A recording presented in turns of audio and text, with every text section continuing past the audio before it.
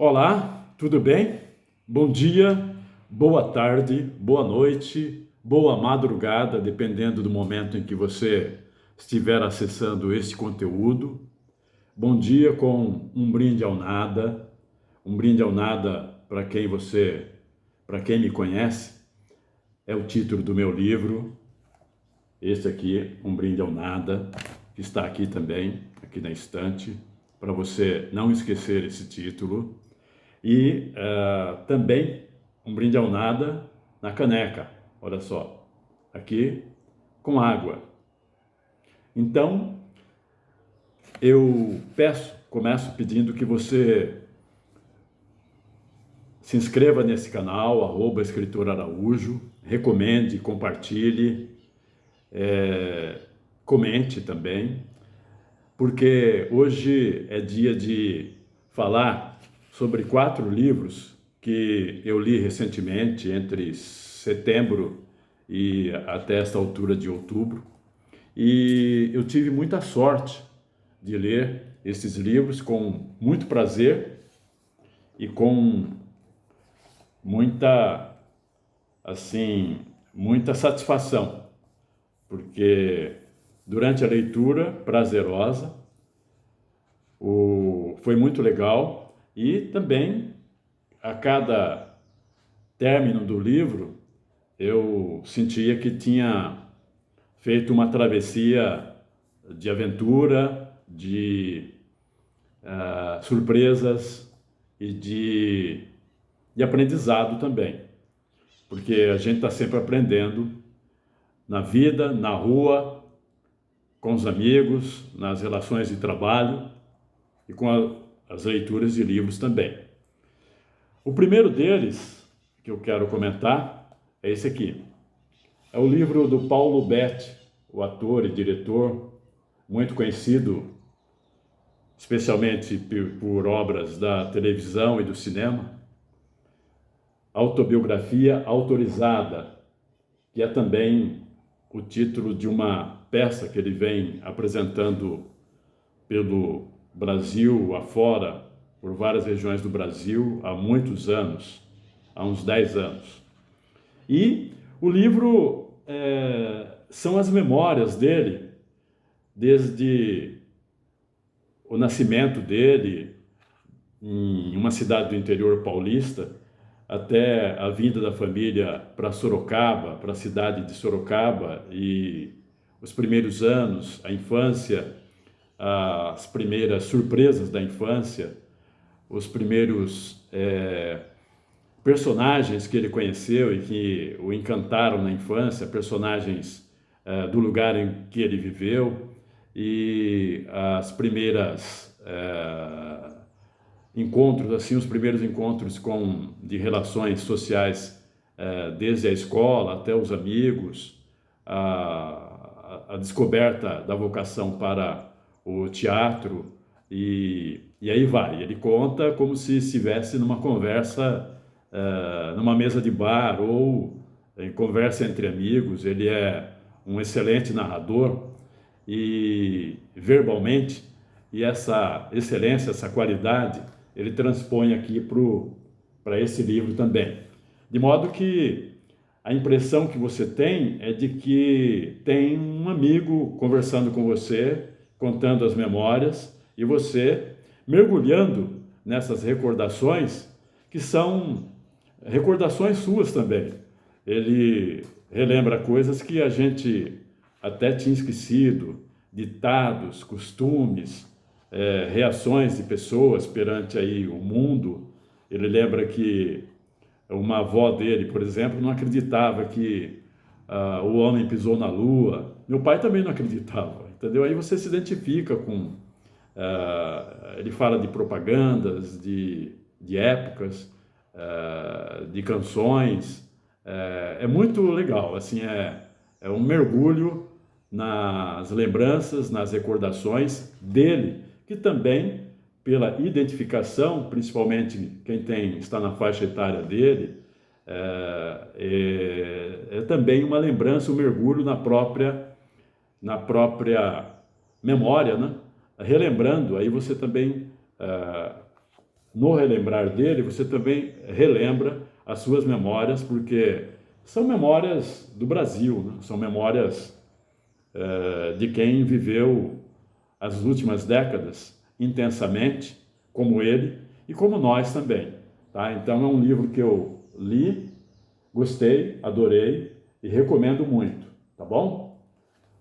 Paulo Betti, Autobiografia Autorizada.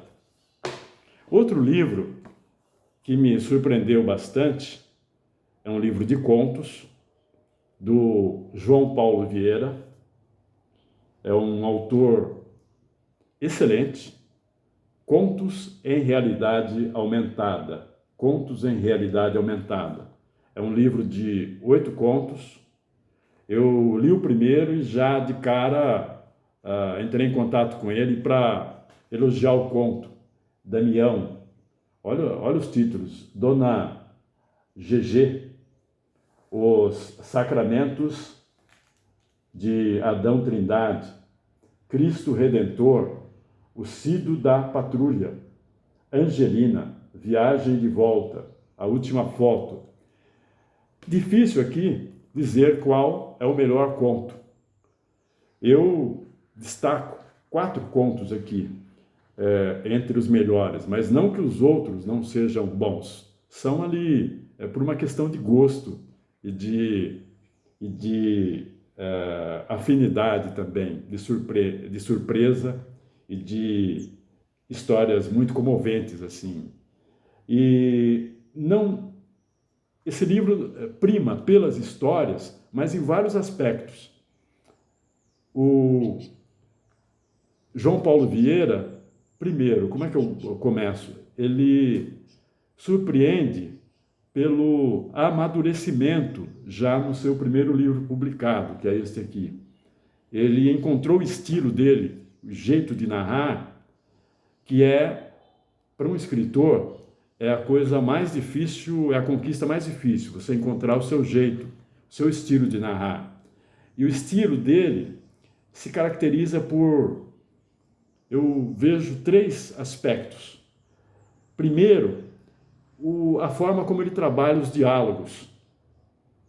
Ele, sem usar a tradição do diálogo com travessão ou aspas, os diálogos estão ditos, escritos na narrativa, de forma que você, sem expressar o que dizem os personagens com travessão ou aspas, ele conta, transcreve os pensamentos e o que dizem os personagens, de forma que ele narra de tal forma que você acompanha as cenas, as ações dos personagens na transposição das sucessivas cenas que compõem as histórias, de uma forma que você sabe o que eles estão dizendo, pensando, rebatendo, debatendo, e é um efeito muito legal.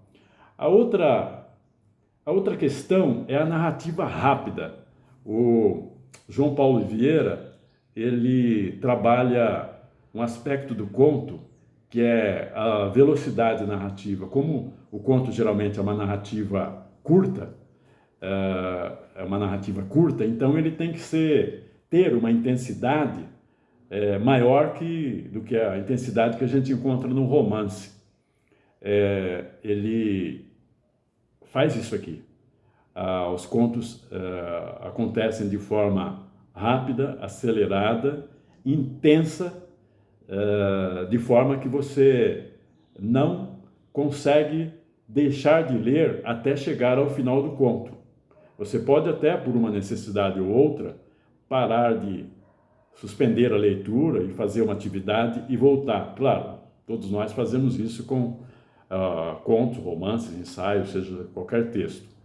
Mas aqui a ideia é que você não consiga parar de ler um conto, a cada conto que você lê, porque eles são de uma intensidade tal que se você suspende a leitura, você perde essa intensidade e retoma. Aconteceu um conto assim, eu li, precisei, por necessidade de atividade profissional e precisei sair e retomei depois. Não, eu revi para não perder essa intensidade do conto. Então, eu voltei ao início e continuei e li o conto até o final. E o efeito é impressionante. Tem um conto aqui chamado Angelina, que você vai se comover mesmo. Tem um conto chamado aqui A Última Foto, que você vai ficar admirado com a maturidade do João Paulo Vieira em termos de imaginação e em termos de narrativa criativa. Narrativa criativa, rimou, foi sem querer. E de tal forma que te joga no mundo distópico. Claro, você identifica esse mundo como o nosso mundo, que é distópico também, né?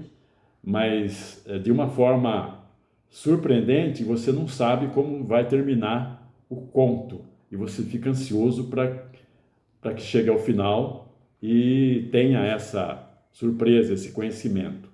E é um conto excelente, eu diria, A Última Foto é uma obra-prima, não tenho dúvida disso.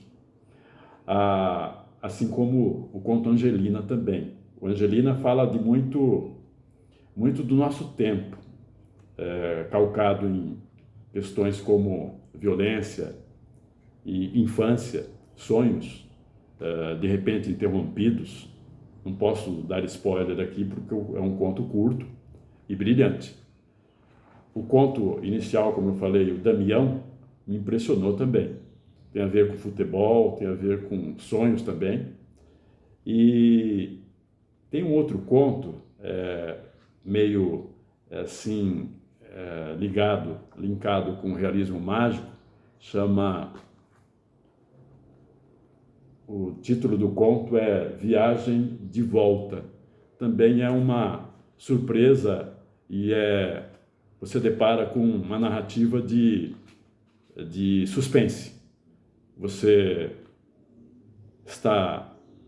O personagem está na viagem, mas você se sente o personagem naquela viagem e fica tenso, imaginando como isso vai acontecer. Será que vai dar ruim?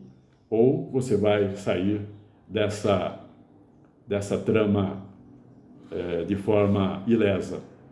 Aí, só chegando ao final do conto para saber.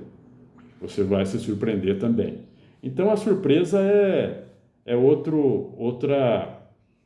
outra identidade desses contos. As surpresas, né, são outra identidade, compõem outra identidade desses contos do João Paulo Vieira, o que é muito legal.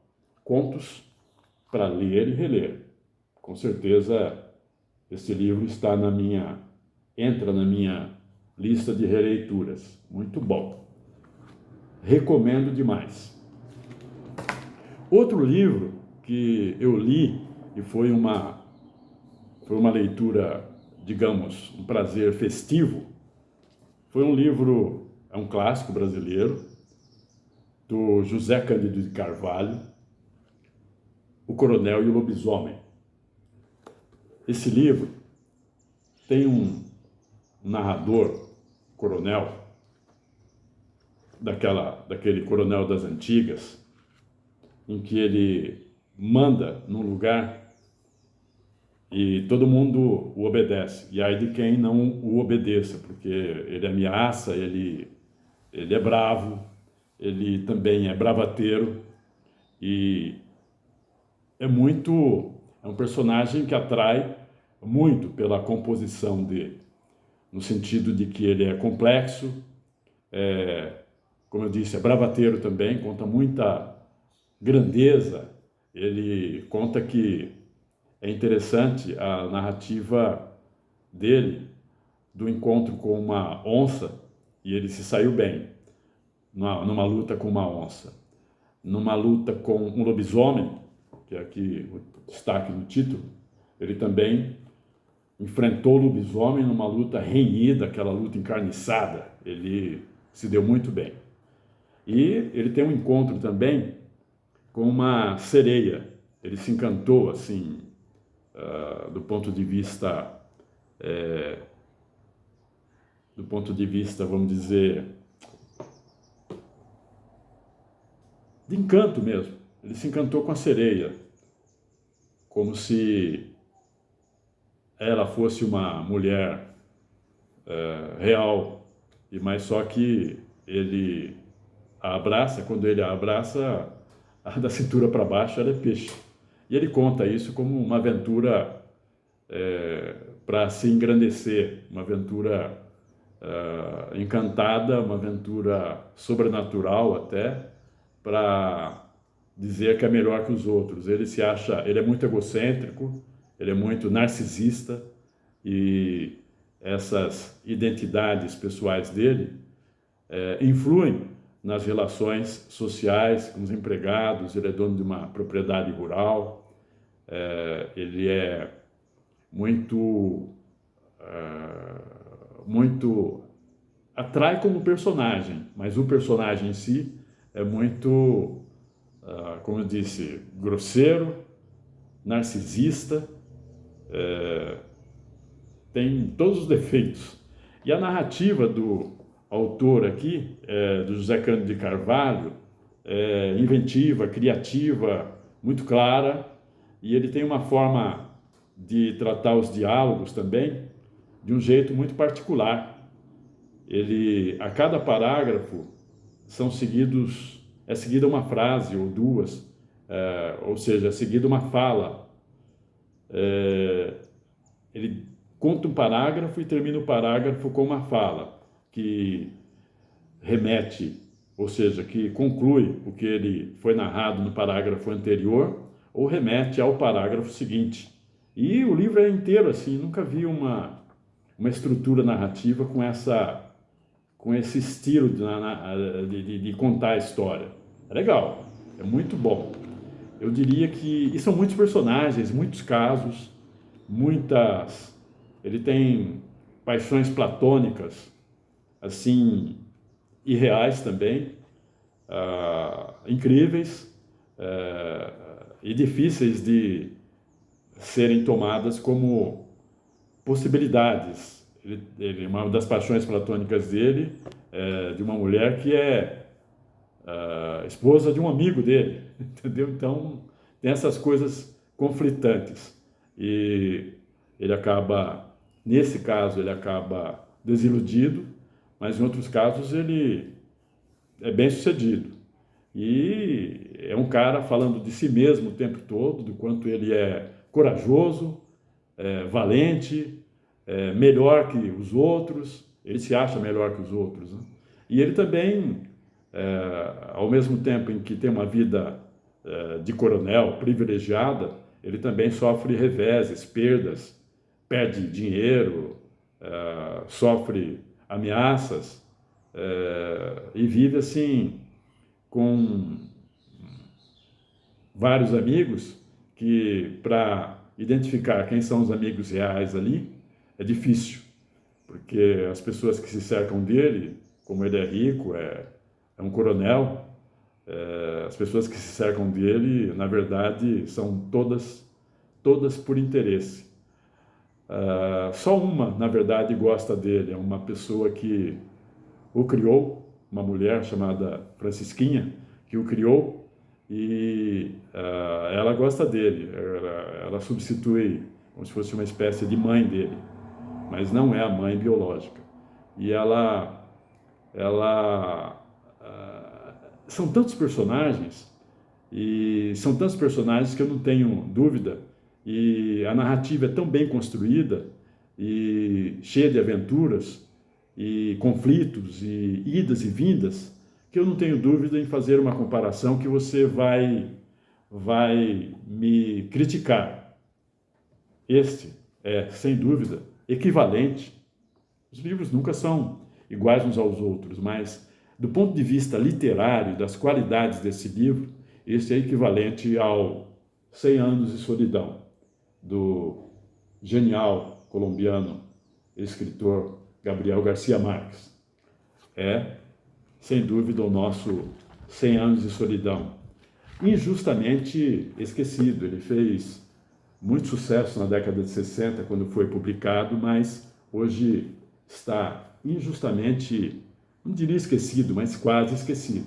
Os escritores e quem gosta muito de literatura conhece, lê, divulga, aplaude esse livro, mas ele merecia uma atenção maior por parte das editoras, do mercado editorial e principalmente dos leitores e das leitoras. Este eu também recomendo demais. O Coronel e o Lobisomem, de José Cândido de Carvalho. Este é um autor brasileiro genial.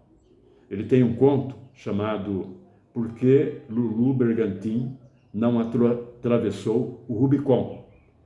É um conto fantástico. Tente achar esse conto para você. É uma boa introdução. Para você que não conhece ainda José Cândido de Carvalho, para você ter uma ideia da narrativa deste autor. É um conto que eu acredito que você encontra aí navegando nas redes. Por que Lulu Bergantin não atravessou o Rubicon? É uma boa introdução e depois aí você vai a esse romance. Quem já leu, ótimo. Quem não leu, não perca. Ele também está na minha lista de releituras, com certeza. Li, adorei e recomendo demais. Outro livro desses últimos que eu li é o da Lígia Fagundes Telles, Ciranda de Pedra. Essa aqui, como o anterior, também é uma leitura tardia para mim. Eu já devia ter lido há muito tempo. Mas sempre é hora de ler. E é um romance que conta a história de uma família, uma das pessoas da família é a protagonista, e é uma história de infância, de sonhos da infância, de projetos, de encantamentos infantis, e depois essa infância fica para trás, vem a próxima fase, a adolescência, a idade adulta, e tudo o que os encantos se renovam, os sonhos se perdem e os projetos também se perdem. Os conflitos que você via nos adultos quando era criança passam a ser conflitos que você, como adolescente, como adulto, passa a viver. As perdas que você via na infância os adultos sofrerem, você passa como adulto a sofrer, e o desafio é como fazer para lidar com essas perdas e essas decepções, essas frustrações. O que fazer para lidar com tudo isso, com esse mundo de tristezas e de derrotas que vão te atingindo e vão te deixando angustiado, angustiada, e o que fazer diante desse mundo. É um livro muito realista, é uma obra da Lígia Fagundes Telles que você tem que ler, se você não leu ainda. Se você já leu, você sabe o que eu estou falando. Vale por uma experiência de vida, vale por um filme assim envolvente até a qualidade de uma obra de arte. E você, quando termina, fica com vontade de reler imediatamente. Com certeza, este também está na minha lista de releituras.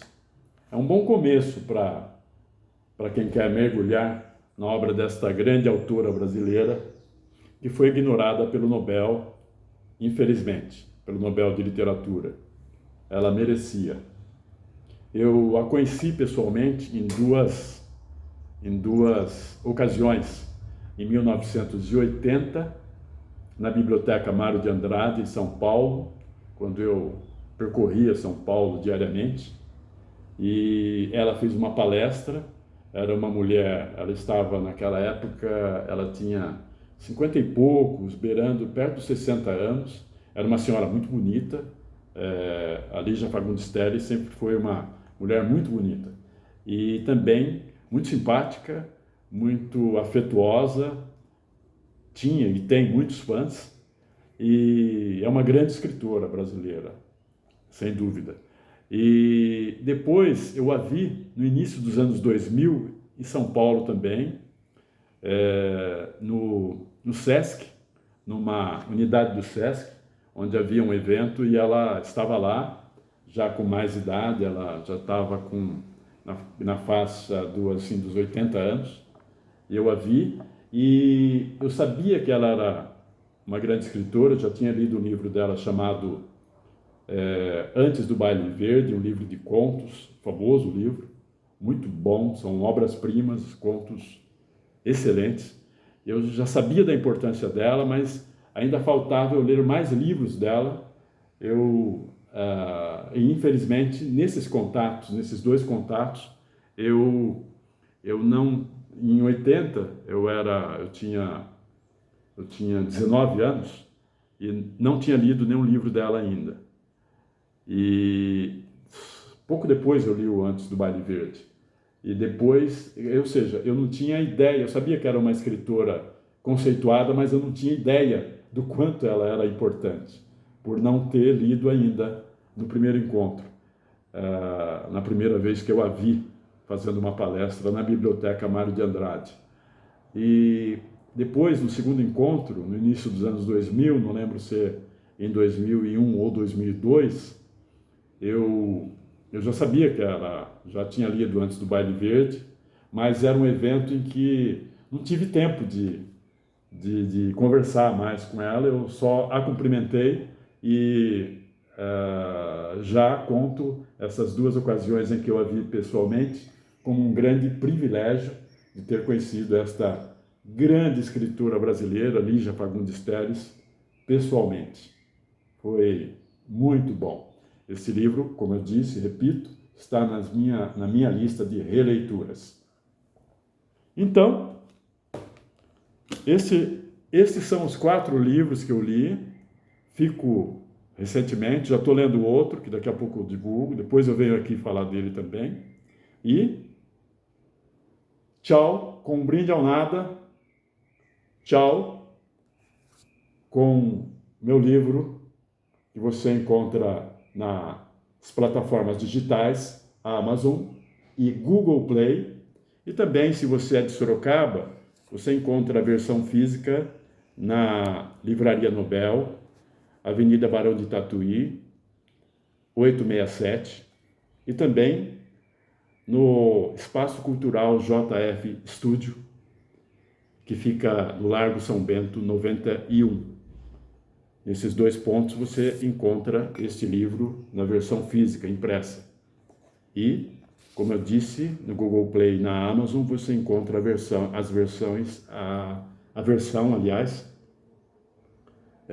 digital, tá? Então, em e-book e você pode receber no seu Kindle e também no seu celular. Ou seja, você não tem Kindle, tem celular, você recebe também, ou você tem o acesso também em e-book na Amazon e no Google Play. Agradeço você que me ouviu até aqui. Meu muito obrigado e até a próxima com a caneca Um Brinde ao Nada, tá bom?